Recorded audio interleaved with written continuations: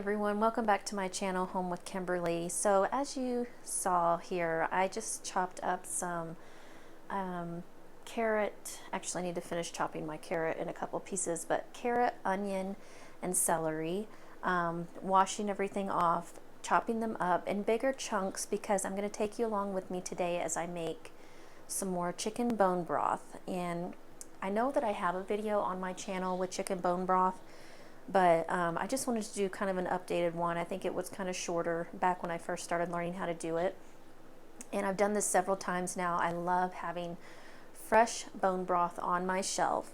And I realized not only am I out, but I just cleaned out my little deep freezer and realized that I had some chicken bones in there saved that I had totally forgotten about. So I made sure to get some fresh vegetables, and I am going to whip up a batch.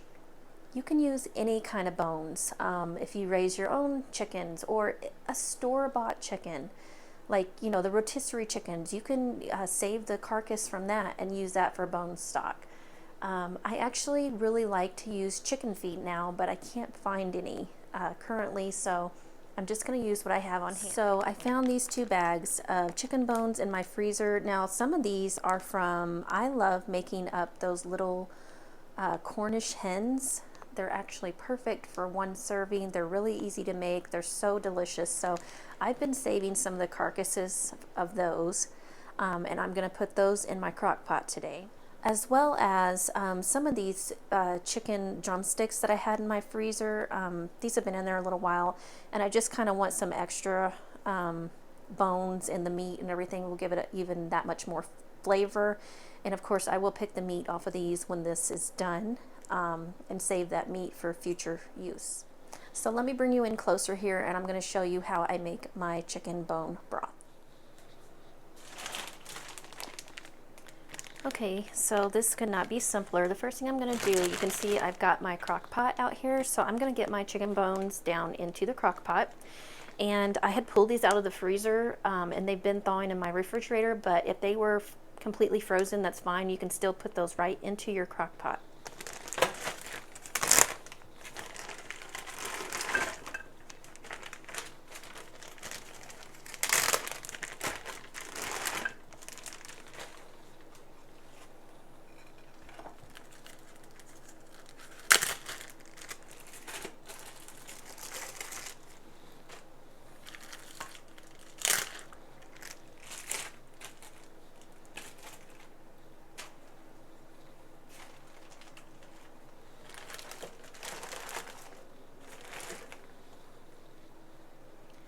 Now that I have all my chicken into my crock pot, you're probably wondering, well, what do you put in now?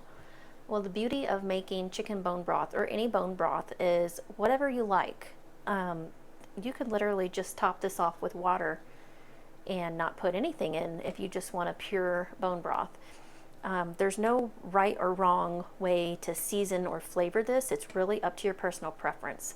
So it's something fun you can kind of play around with. I have on hand, I always love putting celery, so I will always put celery in my bone broth. So I'm going to put a stalk of celery.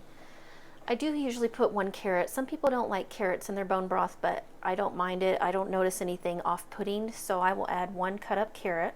You can just leave these in big chunks. You don't need to cut them down fine. And then of course onion, and you can leave the skin on because this broth is going to be strained. Once we're finished with it, we'll strain all of this out, but all of this, the skin, everything, will give it some really good flavor. So as far as aromatics go, or vegetables, I just put celery, carrot, and onion. Sometimes I put 2 or 3 stalks of celery or a couple of onions, whatever I feel like, but that's what I have on hand today. That's what I'm going to use. I do salt my bone broth. Again, you don't have to put salt in it. So I'm going to add some salt, not too much, just a little bit. And I prefer to have peppercorns in my bone broth, but I just have some, you know, regular ground black pepper. I'm going to sprinkle some of that over the top. And then I love having thyme and parsley in my broths. Now, if I had fresh thyme and fresh parsley, that's what I would be putting in, but I don't, so I'm fine with putting in some dried thyme and parsley just to give me the flavor that I'm looking for. Just gonna eyeball it. I don't know, maybe about a teaspoon. And the same for the parsley.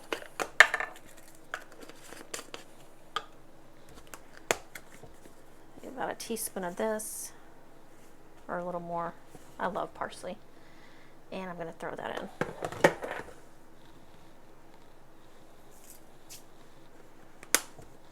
Now that's everything that I am putting into my broth, other than the water. So I'm going to fill up some water and get that into my broth. Let me bring you over here and show you what we are looking like thus far. Beautiful. So I'm going to cover this all in water now.